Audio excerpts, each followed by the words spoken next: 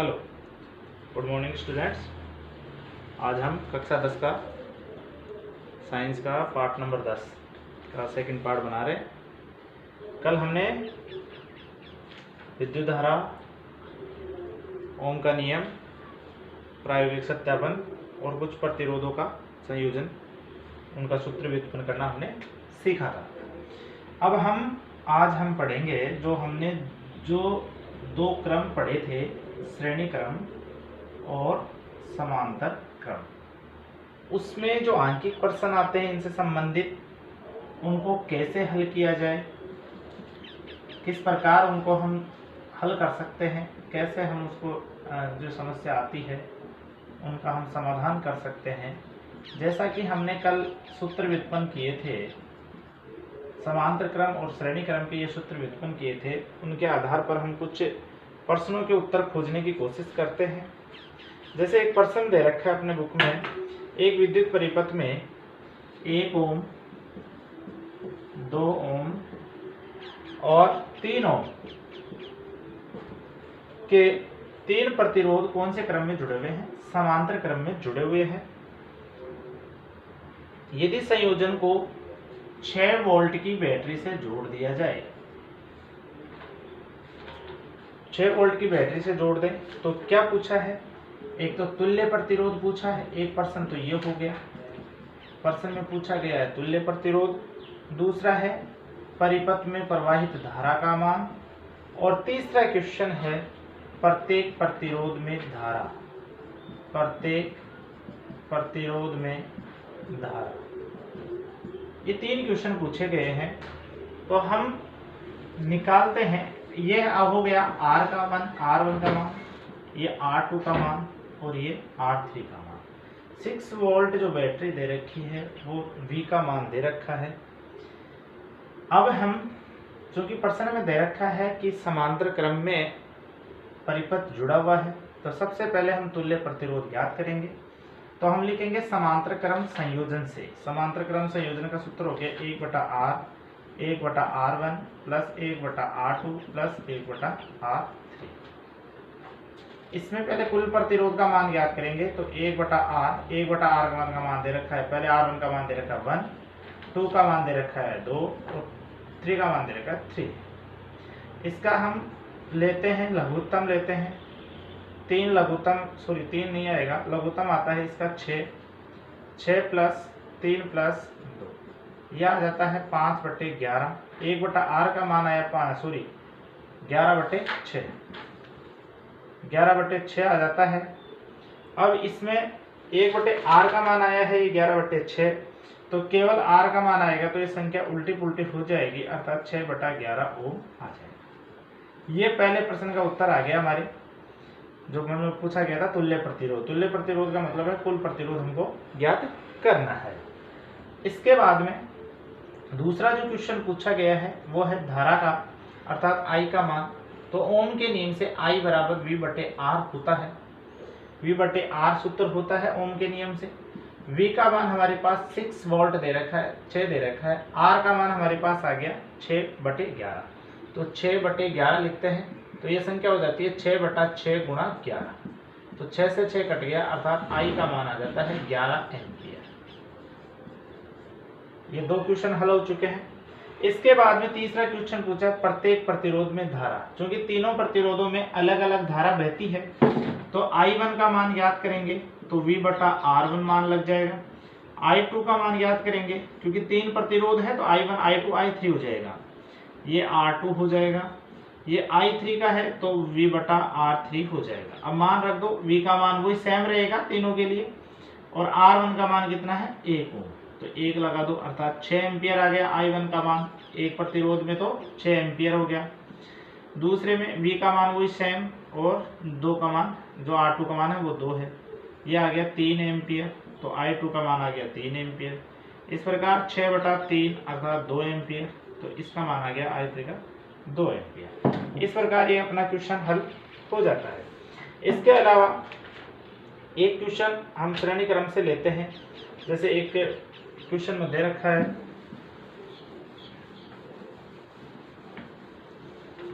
जैसे दे रखा है 3 ओम 4 ओम और 5 ओम, ये 3 प्रतिरोध दे रखे हैं। R1 का मान, R2 का मान और R3 का मान। 3 ओम किसी परिपथ में श्रेणी क्रम में जुड़े हुए हैं। इस संयोजन को 6 वोल्ट की बैटरी से जोड़ दिया जाता है। तो प्रत्येक प्रतिरोध में धारा का मान, एक क्वेश्चन, और प्रत्येक प्रतिरोध के सिरों पर विभवांतर का मान ज्ञात करना है ना। इसमें विभवांतर अलग अलग होगा, धारा सेम रहेगी। तो सबसे पहले हम तुल्य प्रतिरोध ज्ञात करते हैं। तो श्रेणी क्रम संयोजन से सूत्र क्या होता है, R1 plus R2 plus R3, अर्थात 3 प्लस 4 प्लस 5। तो ये हो गया, R का मान हो गया 7 और 5 12 ओम। ये कुल प्रतिरोध का मान हो गया, जबकि हमको पूछा नहीं था लेकिन निकालना पड़ा। धारा का मान सेम रहेगा तीनों प्रतिरोधों में, तो धारा का मान निकालते हैं। धारा का मान निकालने के लिए हमको क्या करना पड़ेगा कि ओम का नियम I बराबर V बटे R। V का मान हमारे पास दे रखा है 6 वोल्ट, तो 6। R का मान आ गया अपने पास 12, तो ये हो गया 0.5 एम्पियर। भाग लगाएंगे, 6 एकम 6 दूना 12, तो 0.5 एम्पियर ये हो गया मान। I का मान आ गया, I का मान अपने पास आ गया 0.5 एम्पियर। अब अलग अलग विभवांतर ज्ञात करना है, अर्थात V1, V2 और V3, ये अलग अलग निकालना है। तो V1 ओम का नियम लगाएंगे, तो V1, वैसे V बराबर क्या होता है, I R होता है। तो V1 बराबर क्या हो जाएगा, I R1। एक हो जाएगा V2 बराबर I R2, एक हो जाएगा V3 बराबर I R3। तो इनका मान रख देते हैं। I का मान हमारे पास 0.5 आया, गुणा R1 का मान है 3, तो कितना हो गया 1.5 वोल्ट। इसमें मान रखेंगे वही 0.5 गुणा 4, इसका हो गया 2 वोल्ट। इसमें रखेंगे I का मान 0.5 गुणा R का मान जो है तीसरे का वह है 5, तो ये हो गया 2.5 वोल्ट। इस प्रकार ये हमारे पास अलग अलग विभवांतर के मान आ जाते हैं। तो इस प्रकार हम ये क्वेश्चन डिस्कस करते हैं, जो आंकिक प्रश्न है वो हल हो जाता है हमारा। इसके अलावा हम एक क्वेश्चन और लेते हैं डायग्राम के थ्रू। अगर कोई डायग्राम दे रखा हो, उसका कोई क्वेश्चन हल करना हो, जैसे एक डायग्राम है, ऐसा कोई डायग्राम आ जाए,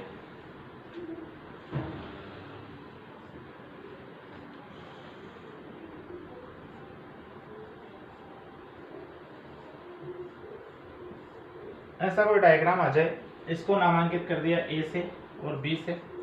इसके जो प्रतिरोध दे रखे हैं, ये जो प्रतिरोध दे रखे हैं, ये 2 ओम 2 ओम 2 ओम, इसका भी 2 ओम 2 ओम 2 ओम और इसका भी 2 ओम। तो इसमें 3 कंडीशन है अपने पास, एक ये वाली, एक ये वाली और एक ये वाली। ये 3 कंडीशन है।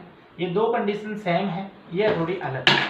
तो सबसे पहले हम क्या करें, इस कंडीशन को हल करेंगे। तो ये तीनों किस क्रम में आ रहे हैं, समांतर क्रम में। तो पहला है समांतर क्रम संयोजन से।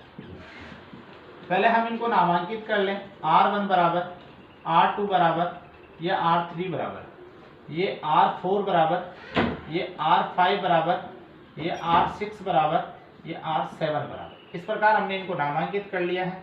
अब समांतर क्रम संयोजन में लगाएंगे तो 1/R डैश लगा दो, क्योंकि अभी हमारे ये 2-3 कंडीशन में 2-3 स्टेज में कंप्लीट होगा, इसलिए हम क्या करेंगे, इसको R डैश लगाते हैं। तो 1 पहला ये वाली कंडीशन हम अप्लाई करके हल करते हैं। तो 1/R1, R1 का मान कितना है 2, 1/R2 लिया, 1/R3 लिया, लघुत्तम लिया 2, 1 + 1 + 1 बराबर कितना हुआ 3/2, और R डैश का मान कितना हुआ 2/3। ये हो गया 1, तो इसका 2 सेम। इसका जो आएगा वो R डबल डैश लगा लो, वो भी 2 एम ही है, तो इसका क्या आ जाएगा, वही 2/3 ओम आ जाएगा। इसका में भी ये ओम आ गया, क्योंकि सेम कंडीशन है इसलिए हमने सेम मान लिया। अब क्या बचा हमारे पास, एक तो ये वाला हमने निकाल लिया टोटल, वो आ गया 2/3, इसका निकाल लिया टोटल 2/3। अब ये तीनों कैसे क्रम में हो गए, इस क्रम में हो गए, इस क्रम में हो गए। तो इसका तो ये जो हमने पूरा निकाला, ये इधर आ गया 2/3, इसका भी आ गया 2/3, और ये 2 दे रखा है। तो हम इसको अब श्रेणी क्रम से हल करते हैं। तो R बराबर, इसका मान क्या था R डैश, फिर R4 और R डबल डैश। ये आर डैश हो गया निकालने के बाद, ये आर डबल डैश हो गया था तो ये डबल डैश हो गया। आर डैश का मान कितना है 2/3, R4 का मान 2 और आर डबल डैश का मान 2/3। इसमें लघुत्तम लेंगे तो 3 लघुत्तम आ जाता है, 2 + 6 + 2, ये हो गया 10/3। ये आर डैश का मान हो गया, सॉरी आर का मान, कुल प्रतिरोध का मान हो गया 10/3। ये हमारा उत्तर आ जाता है 10/3 ओम। इस प्रकार हम कोई भी क्वेश्चन हो इस प्रकार का जिसमें तुल्य प्रतिरोध पूछा हुआ हो या विद्युत धारा का मान पूछा गया हो, उसको हम इस प्रकार से हल करेंगे। और कोई क्वेश्चन आपके दिमाग में आ रहा हो वो भी आप बता सकते हैं, उसका भी हम समस्या का समाधान कर देंगे। इसके बाद में हमारे पास आता है टॉपिक, जो नया टॉपिक आता है वो विद्युत धारा का तापीय प्रभाव। विद्युत धारा का तापीय प्रभाव अर्थात जब हम किसी वस्तु को गर्म करते हैं तो उसका ताप बढ़ जाता है, उसमें ऊष्मा प्रवाहित करते हैं तो उसका ताप बढ़ जाता है, उसे हम विद्युत धारा का तापीय प्रभाव कहते हैं। तो हम जो तापीय प्रभाव से जो उत्पन्न ऊष्मा का मान है वो ज्ञात करते हैं। माना कि एक विशुद्ध प्रतिरोध तार है, एक तार है उसे एक बैटरी से जोड़ दिया गया है। एक तार है मान लीजिए, उसको एक बैटरी से हम जोड़ देते हैं, एक बैटरी से जोड़ दिया जाता है। इसमें तार का जो प्रतिरोध है वो R है, इसके अलावा इसमें प्रवाहित धारा का मान है वो I है और इसके सिरों के मध्य जो उत्पन्न विभवांतर है वो V है। विभवांतर का मान V, धारा का मान I और प्रतिरोध का मान R। यदि इस तार में t सेकंड में या t समय में Q आवेश प्रवाहित होता है और तार के सिरों के मध्य उत्पन्न विभवांतर का मान V रहता है, तो t समय में Q आवेश प्रवाहित करने में किया गया कार्य वो किसके बराबर होगा?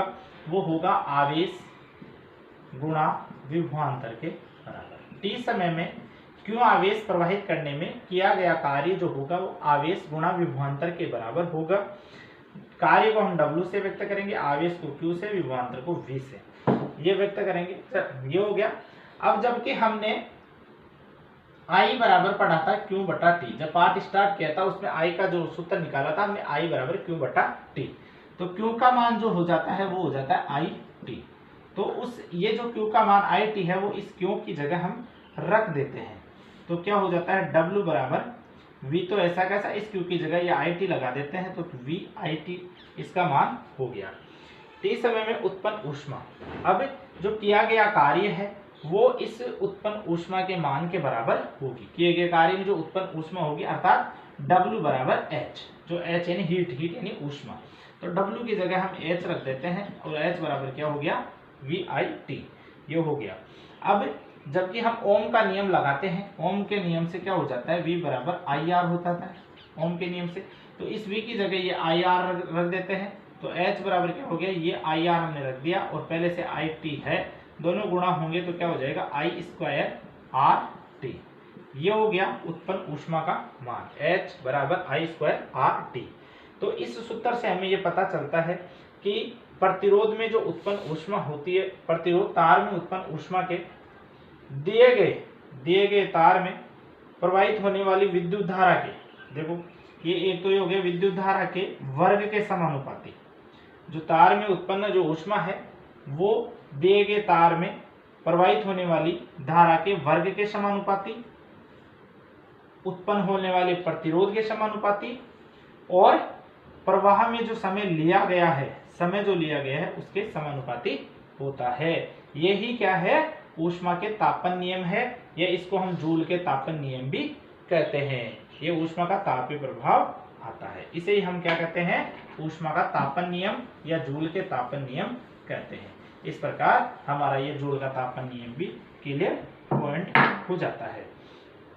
इसके बाद में हमारा एक नया पॉइंट आता है, इसके बाद में हमारा एक नया टॉपिक आता है विद्युत शक्ति, इलेक्ट्रिक पावर, विद्युत शक्ति, इलेक्ट्रिक पावर। इसको हम क्या कहेंगे, जैसे सबसे पहले इसकी परिभाषा इलेक्ट्रिक पावर की, विद्युत शक्ति की, कि किसी विद्युत परिपथ में, किसी विद्युत परिपथ में धारा प्रवाहित की जाती है, किसी परिपथ में धारा प्रवाहित करते हैं तो प्रति सेकंड जो कार्य किया जाता है, प्रति सेकंड जो कार्य किया जाता है उसको हम विद्युत शक्ति कहते हैं। अर्थात हम इसका सूत्र निकालें तो विद्युत शक्ति बराबर किया गया कार्य बटा समय। समय के अनुसार जो कार्य किया जाता है उसको हम विद्युत शक्ति कहते हैं। शक्ति को हम P से व्यक्त करेंगे, किया गया कार्य जो होता है उसको हम W से और समय को T से, अर्थात P बराबर क्या हो जाता है W बटा T। अब हमने देखा कि प्रतिरोध में जो निवेशित ऊष्मा है, कार्य है, वो VIT के बराबर था। हमने अभी पिछले वाले पॉइंट में पढ़ा था कि W बराबर क्या था, VIT। W बराबर VIT था, तो इस W की जगह हम क्या रख देते हैं, VIT बटा T। ये W की जगह हमने VIT रख दिया तो T से T कट गया, तो P बराबर क्या बच गया, VI। अर्थात धारा और विभवांतर के गुणनफल को भी हम विद्युत शक्ति कह सकते हैं। अब ओम का नियम लगाते हैं, तो ओम का नियम लगाते हैं तो ओम का नियम V बराबर IR। ओम का नियम क्या कहलाता है, IR। V की जगह IR रख दो तो P बराबर क्या हो गया, I स्क्वायर R। इसकी जगह IR रखेंगे तो I से I गुणा हो जाएगा तो I स्क्वायर हो जाएगा और R हो जाएगा। इस प्रकार ये हमारा विद्युत शक्ति का पॉइंट हो गया।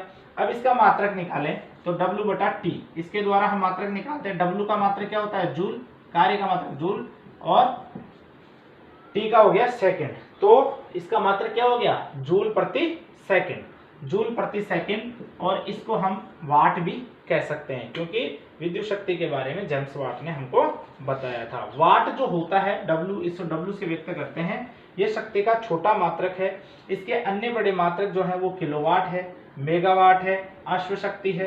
तो हम सीधा सा बात करें कि 1 किलोवाट है वो कितने वाट के बराबर होता है, 1000 वाट के बराबर होता है। 1 किलोवाट वो 1000 वाट के बराबर होता है। इसके अलावा 1 मेगावाट जो है, 1 मेगावाट वो होता है 10 की पावर 6 वाट के, 10 की पावर 6 वाट के। और 1 HP जो होता है वो 746 वाट के बराबर होता है। 1 HP का यानी हॉर्स पावर यानी अश्व शक्ति, उसके बराबर होता है। अगर हम बात करें विद्युत ऊर्जा ज्ञात करने की, विद्युत ऊर्जा ज्ञात करेंगे तो उसमें क्या करेंगे, हम विद्युत शक्ति और समय को गुणनफल कर देंगे, अर्थात E बराबर क्या हो जाएगा, PT। ये विद्युत गुणनफल के बराबर हो जाता है। विद्युत ऊर्जा का जो मात्रक होता है, इसका मात्रक क्या हो गया, वाट, और T का मात्रक क्या हो गया, घंटा। तो वाट घंटा होता है मात्रक। जबकि एक जो उपयोग, जैसे अब हम जो अपने घरों में जो उपयोग होती है उसकी हम जैसे बात करते हैं, घरों में जो यूनिट आते हैं, मीटर के द्वारा जो यूनिट निकाले जाते हैं उसकी गणना किस प्रकार से की जाती है। उसकी गणना होती है जैसे 1 किलोवाट, 1 यूनिट जो होता है, 1 यूनिट जो होता है, हम नॉर्मल भाषा में यूज करते हैं ना, 1 यूनिट, उसका मान होता है 1 किलोवाट घंटा के बराबर, 1 किलोवाट घंटा के बराबर। अब इसमें कितनी ऊर्जा खर्च होती है उसका आकलन करेंगे हम, 1 गुणा किलोवाट। किलोवाट को चेंज करो, किलोवाट को तो चेंज करो वाट में, और घंटे को चेंज करो सेकंड में। तो 1 किलोवाट को चेंज करेंगे वाट में तो 1000 वाट हो जाएगा, और घंटे को सेकंड में चेंज करेंगे तो 1 घंटे में सेकंड कितने होते हैं, 3600, 3600 सेकंड। अब इसको गुणा कर देंगे तो 36 गुणा 0 कितनी है, 1 2 3 4 5, 10 की पावर 5, या इसको ऐसे भी लिख सकते हैं 3.6 गुणा 10 की पावर 6 जूल। अब ये 1 यूनिट का मान कितना हो गया, 1 यूनिट में कितनी जूल, कितनी विद्युत ऊर्जा खर्च हो रही है, 3.6 गुणा 10 की पावर 6 ऊर्जा खर्च हो रही है। जैसे इसमें एक उदाहरण दे रखा है कि 2 बल्ब है, 100 वाट उनकी क्षमता है, और वो प्रतिदिन 8 घंटे चलते हैं, प्रतिदिन रोजाना 8 घंटे चलते हैं। एक महीने में, एक महीने का मतलब हो गया 30 दिन। एक महीने में कितने यूनिट ऊर्जा खर्च होगी। तो देखो 2 बल्ब है 100 वाट के, तो 100 वाट का है तो दोनों की कितनी होगी, 200 वाट। अभी ये 200 वाट 1 घंटे की है तो 8 घंटे की कितनी होगी, उसको 8 से गुणा कर दो। ये 8 घंटे 1 दिन में यूज हो रही है, तो 30 दिन में यूज होगी तो उसको 30 से गुणा कर दो, है ना। ये जो मान आएगा, है ना, वो हो जाएगा। फिर उसको किलोवाट में हम चेंज करेंगे। तो पहले इसको गुणा कर लो, 8 तिया 24, 24 दूना 48, 1 2 3 0, 1 2 3 0। ये वाट घंटा हो गया, ये वाट में दे रखा था, ये घंटे में दे रखा था, ये हो गया वाट घंटा। इसको किलोवाट घंटे में चेंज करेंगे तो 1000 का भाग लगा देंगे, 1 2 3 1 2 3। तो ये हो गया 48 किलोवाट घंटा। चूंकि 1 किलोवाट घंटा बराबर 1 यूनिट होता है, तो 48 जो किलोवाट घंटा आया उसका मान कितना हो गया 48 यूनिट। 48 यूनिट आ गया, ये उत्तर आ गया हमारा। इस प्रकार हम घरों में उपयोग होने वाली ऊर्जा की गणना भी कर सकते हैं। इस प्रकार हमारा ये टॉपिक भी कंप्लीट हो जाता है। इससे संबंधित और एक दो क्वेश्चन है। अब जो नेक्स्ट टॉपिक है हमारा वो है विद्युत धारा का चुंबकीय प्रभाव, जो हम इससे नेक्स्ट वीडियो में डालेंगे, क्योंकि इसका पार्ट 3 भी बनेगा। इस पार्ट में कंप्लीट नहीं हो पाएगा, थोड़ा सा बच रहा है हमारा टॉपिक, तो ये नेक्स्ट जो कल वीडियो आएगा उसमें अपलोड किया जाएगा। इसके बाद में इससे संबंधित जो है समांतर श्रेणी क्रम से संबंधित क्वेश्चन और इस विद्युत ऊर्जा से विद्युत शक्ति से संबंधित जो क्वेश्चन है वो हमारे को डिस्कस करके जरूर बताएं, क्या समस्या है वो बताएं। नेक्स्ट जो टॉपिक होगा वो अगले वीडियो में अपलोड किया जाएगा। धन्यवाद।